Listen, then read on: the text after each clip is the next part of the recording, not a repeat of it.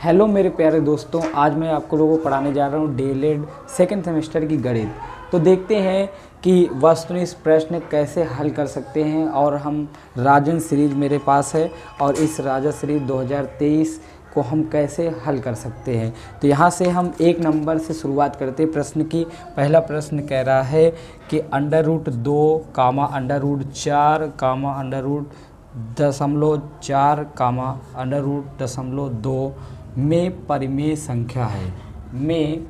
परिमेय संख्या है। तो इसमें बताना है आपको परिमेय संख्या कौन सी है। तो हम बताते हैं आपको, आप √2 का मान नहीं निकाल सकते। क्यों नहीं निकाल सकते? क्योंकि अगर आप इसको निकालेंगे तो भाग विधि से आपको निकालना पड़ेगा, जो कि ये एक अपरिमेय संख्या है। और यहाँ पर लिखा हुआ है 4, और 4 का हम जानते हैं आप लोग, ये स्क्वायर होता है किसका? 2 का। 2 गुणे 2 यहाँ से जोड़ा बना लेंगे तो ये 2 आएगा, ये जो कि आपकी एक परिमेय संख्या है। यही आपका बिल्कुल राइट आंसर है। तो ये आपका क्या हो जाएगा? 2 आंसर हो जाएगा। फिर सेकंड क्वेश्चन की बात करते हैं। सेकंड क्वेश्चन है 3.328 में 2 अंक का स्थानीय मान क्या होगा? स्थानीय मान क्या होगा? अब इसमें स्थानीय मान 2 का निकालना है। तो 2 का स्थानीय मान जानते हो आप लोग कैसे निकलता है? 3 का निकालने के लिए 3 बटे यहाँ 10 हो जाता है। अगर 2 का निकालने की बात करते हैं तो 2 बटे यहाँ हो जाता है 100। तो 2 बटे 100 अर्थात हम 2 बटे 100 को भाग लगाएंगे तो यहाँ 2 हो जाएगा। और 2 जीरो है तो एक संख्या यहाँ हो गई और जीरो लगा के दशमलव लगा देंगे तो ये आंसर आ जाएगा हमारा। अगर इसी तरह संख्या होती 4 बटे 100 तो हम इसका आंसर क्या लिख सकते थे? तो इसका आंसर हम लिख सकते थे कि यहाँ 4 लिखेंगे और 1 2 अंक है। तो 2 अगर जीरो हो तो यहाँ पर 2 अंक गिन के दशमलव लगाना है। लेकिन कहोगे सर जी 4 है लेकिन अब जीरो कहाँ से लाए? तो हम क्या कर सकते हैं, 1 जीरो अपनी तरफ से मान सकते हैं और यहाँ दशमलव लगा देंगे। तो ये हमारा ये राइट आंसर होगा। ठीक है, अब नेक्स्ट क्वेश्चन की तरफ बढ़ते हैं। अगला तीसरा नंबर क्वेश्चन क्या कह रहा है? ठीक है, तो क्वेश्चन नंबर थर्ड दिया है 2 की पावर x + 1 = 16। तो x का मान क्या होगा? x का मान होगा, ठीक है, कोई बात नहीं, x का मान ही निकालना है, कोई बहुत बड़ी चीज़ नहीं निकालनी, बिल्कुल सिंपल तरीके से 2 की घात x + 1 = अब ये 16 लिखा है। 16 को आप जानते कैसे तोड़ सकते हो? 2 की घात 4 के रूप में। अब कहोगे सर जी ये तो मुझे नहीं आता, बिल्कुल क्या करें हम, कैसे आ जाए? बिल्कुल हम बताएंगे। यहाँ पर जैसे 2 की घात ये हो जाएगा, 2 से काटोगे 8 बार में, फिर 2 से डिवाइड करोगे 4 बार में, फिर 2 से डिवाइड करोगे 2 बार में, और 2 से करोगे 1 बार में।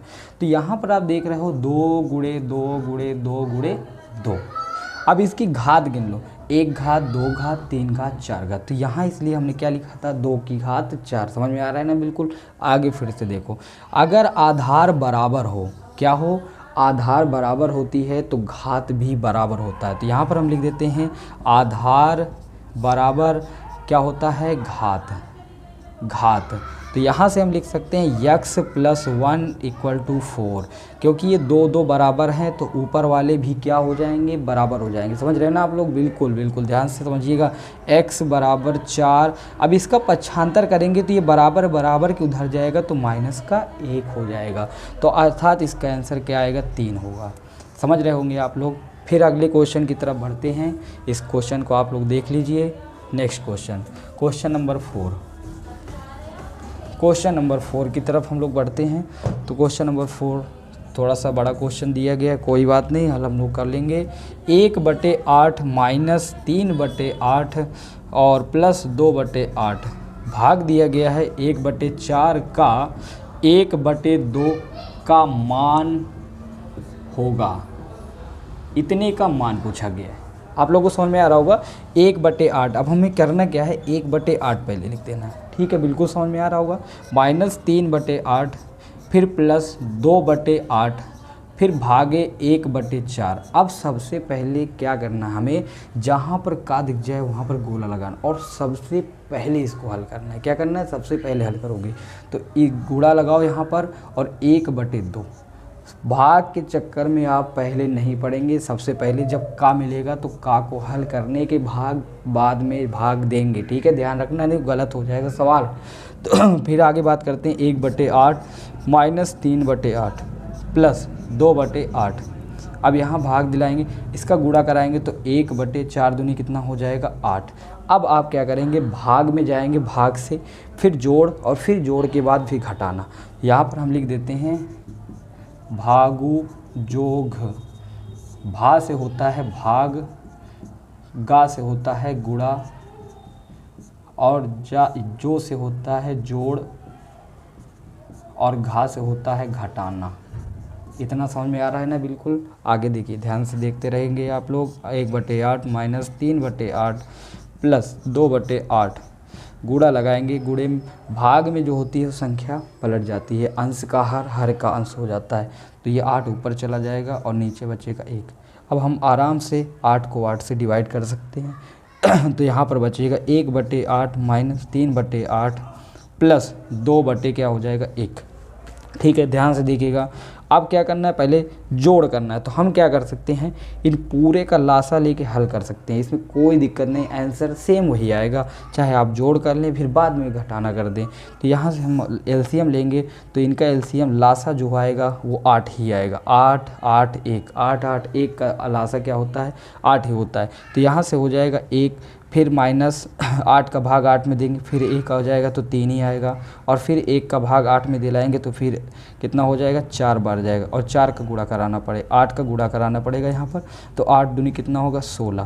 फिर आगे देखेंगे, अब 16 में 1 जोड़ेंगे तो हो जाएगा 17 माइनस 3/8। तो 17 में 3 जाएगा, कितना बचेगा, तो ये हो जाएगा 14/8। इसको चाहे तो डिवाइड भी कर सकते हैं 7/4, 7/4 जो कि आपका बिल्कुल करेक्ट आंसर होगा। फिर बढ़ते हैं नेक्स्ट क्वेश्चन। नेक्स्ट क्वेश्चन क्या कहता है,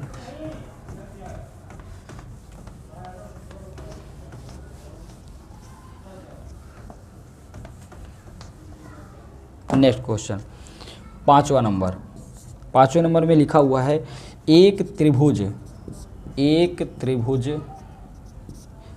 की भुजाएं 2 सेंटीमीटर 3 सेंटीमीटर और 5 सेंटीमीटर हैं। क्या है भाई, 5 सेंटीमीटर हैं। तो त्रिभुज होगा।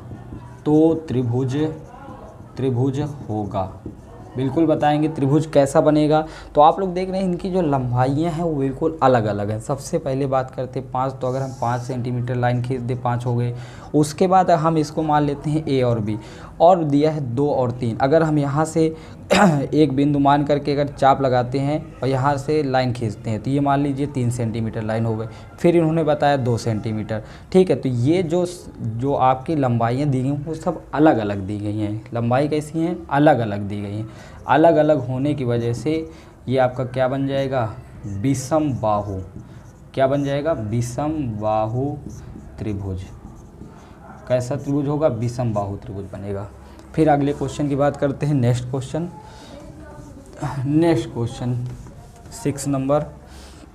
6 नंबर में लिखा हुआ है संख्याओं 10, 65 एवं 91 का लघुत्तम समापवर्तक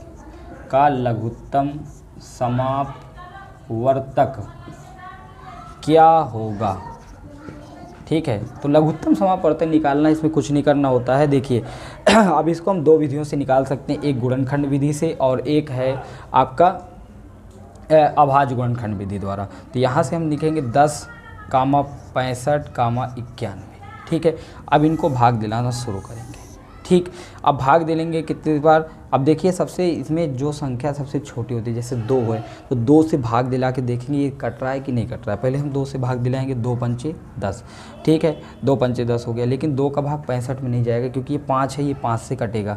तो यहाँ पर लिख देंगे 65, और 2 का भाग 91 भी नहीं जाएगा। क्यों नहीं जाएगा, क्योंकि लास्ट में 1 है, और 1 कैसी संख्या होती है, विषम संख्या होती है, तो सम संख्या से भाग नहीं जाएगा, 1 लिख देंगे। फिर इसके बाद हम क्या करते हैं 5 से भाग दिलाते, 5 एकम 5, और ये 5 देखो लिखा हुआ है, इसका मतलब है लग रहा है कि 5 से भाग चला जाएगा। कोई बात नहीं, हम देखते हैं 5 एकम 5, 5 3 15, और इसमें 5 का भाग नहीं जाएगा क्योंकि यह क्या है, विषम संख्या, और ना 5 का क्या ड्यूअलिटी रूल कहता है कि 5 में लास्ट में 5 हो या 0 हो। ठीक है, फिर आगे देखते हैं। अगर हम बात करते हैं 7 से, तो ये तो 1 हो गया, ये हो गया 13, और इसको देखते हैं 7 से कटते कि नहीं, 7 एकम 7 बचेगा 2, 7 3 21 बिल्कुल कट गया है। अब हम 13 से भाग देंगे, अब 13 से भाग दिलाएंगे तो कितना होगा, 13 एकम, ये तो है ही है, 13 एकम 13, 13 एकम 13। अब इतने का गुणा करा लीजिए, जो आया हुआ है 2 गुणे 5 गुणे 7 गुणे 13, इनका गुणा करिए तो 5 दूनी 10, 10 सते कितना हो जाएगा 70, और गुणे 13, तो 70 गुणे अगर 13, 13 0 0 हो जाएगा, 13 सते 91, तो 910 ये आपका क्या होगा, लासा होगा। 910 आपका लासा होगा। समझ में आ रहा होगा, बिल्कुल समझ में आएगा। बस आप लोग इसी तरह वीडियो देखते रहिए और अपने दोस्तों को भी शेयर करिए, और गुरु दक्षिणा के रूप में इसको सब्सक्राइब भी आपको करना है, ध्यान दीजिए। ऐसे बैठने से काम नहीं चलेगा, लिख लिया हो गया, ठीक, कोई बात नहीं। 7वां नंबर कह रहा है कि दो आसमान परिमेय संख्याओं के बीच परिमेय संख्याएं हैं, परिमेय संख्याएं होती हैं। तो दोस्तों ये बिल्कुल याद करने वाला क्वेश्चन है कि दो आसमान संख्याओं के बीच में अनंत परिमेय संख्या होती हैं। कैसी होती हैं, अनंत परिमेय संख्याएं होती हैं, इनफाइनाइट जिसको इंग्लिश में बोलते हैं। ये बिल्कुल आप लोग ध्यान रखिएगा। क्वेश्चन नंबर हम 8वें पे चलते हैं। क्वेश्चन नंबर 8वां बहुत ही अच्छा क्वेश्चन है।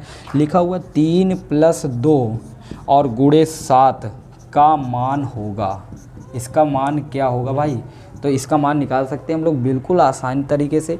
देखो ये सबसे पहले हमें क्या करना है, तो हमने आपको बताया था भागु जोग, तो ठीक है, पहले भाग करेंगे, फिर गुणा करेंगे, फिर जोड़ करेंगे, फिर घटाना करेंगे। बिल्कुल जान रहे हो आप लोग, बिल्कुल सही समझ। अब यहाँ से पहले इसको कोष्टक को हल कर लेते, तो कोष्टक के अंदर 3 2 कितना लिखा हुआ है 5, और फिर गुणा है बाहर 7। ठीक है भाई, तो 7 का पहाड़ा 5 बार पढ़ेंगे कितना आएगा, 35 आएगा।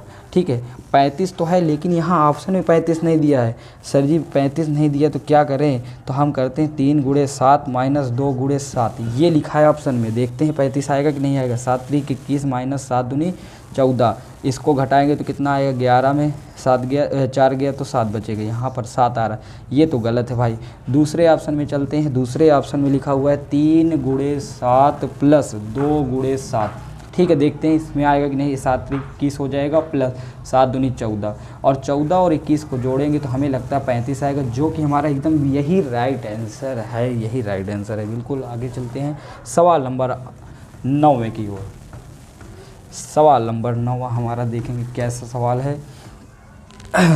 तो 9वें नंबर में सवाल लिखा हुआ है, दिख रहा होगा आप लोगों को, x -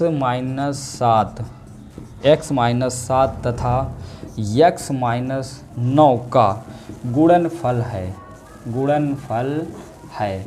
बिल्कुल सही बात है। लग रहा है सवाल छोटा है, लेकिन जिसको नहीं आता उसके लिए तो बहुत ही बड़ा सवाल लगेगा ना, इसलिए हम एक एक पॉइंट को डिस्कस करते हुए चलेंगे। तो x - 7 गुणे x - 9। ठीक है, अब ध्यान से देखेंगे यहाँ पर x का गुणा हम क्या करते हैं, पहले इनको 2 भागों में तोड़ लीजिए, एक यहाँ पर और एक यहाँ पर लिखेंगे, और इसको 2 बार लिखना है। कितनी बार लिखना है, 2 बार लिखना है, कोई बात नहीं। x - 9, और इसको जो तोड़ेंगे वो 7 यहाँ लिख देंगे, और x - 9। अब आप लोग आराम से बिल्कुल गुणा कर सकते हैं, बिल्कुल कोई गुणा गलत ही नहीं होगा आप लोगों का। तो ये हो जाएगा, x का गुणा x में कराएंगे तो x की घात 2 हो जाएगी, क्योंकि एक घात ये एक घात ये, तो x की घात कितनी हो गई, 2 हो गई। अब फिर x का गुणा 9 से कराएंगे तो 9x हो जाएगा, बिल्कुल सही। और 7 का गुणा 9 x से कराएंगे तो हो जाएगा 7x, और फिर 7 का गुणा 9 से कराएंगे तो 7 त्रिक हो जाएगा, 7 9 63 हो जाएगा। ठीक है, 7 9 63। फिर आगे बात करते हैं x²। अब ये देखिए, जिसके लास्ट में ये मिल रहा हो, ये दोनों क्या है, एक ही अचर पद हैं, यहाँ पर 9 7 कितना हो जाएगा, 16x, और प्लस का 63। तो देखिए इसमें कौन सा ऑप्शन सही है, तो ऑप्शन नंबर ए, आ नंबर ये आपका आंसर हो जाएगा। ठीक, सवाल नंबर 10 में चलते हैं।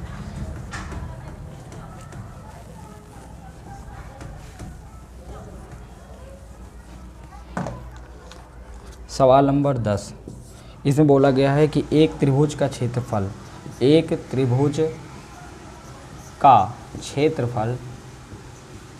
कितना दिया गया है, 48 सेंटीमीटर स्क्वायर, ठीक है।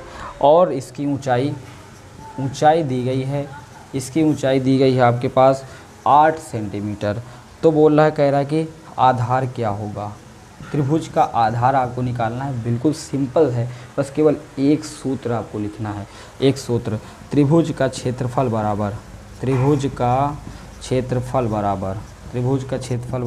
1/2 आधार गुणे ऊंचाई, बस केवल यही लिखना है। तो आधार गुणे ऊंचाई लिखेंगे। त्रिभुज का क्षेत्रफल दिया है आपके पास 48 बराबर 1/2 गुणे आधार कितना है, आधार ही निकालना है भाई। और ऊंचाई कितनी दी गई है, 8 लिख देंगे यहाँ पर। 2 से काटेंगे, 2 चौक कितना हो जाएगा, 8, ठीक है। 48 यहाँ लिख देंगे बराबर आधार और गुणे में बचा हुआ है 4। अब ये गुणे में है, इधर जाएगा तो भाग में जाएगा। 48/4 बराबर क्या हो जाएगा, आधार, ठीक है। 4 से इसको काटेंगे, 4 1 कम 4, 4 दूनी 8। तो आधार हमारा कितना निकल आया भाई, आधार हमारा हो गया 12 सेंटीमीटर, जो कि बिल्कुल राइट आंसर है, 12 सेंटीमीटर। आशा करता हूँ कि वीडियो आपको समझ में आया होगा। आप लाइक करिए, सब्सक्राइब करिए और अपने दोस्तों को भी बताइए। जय हिंद, जय भारत।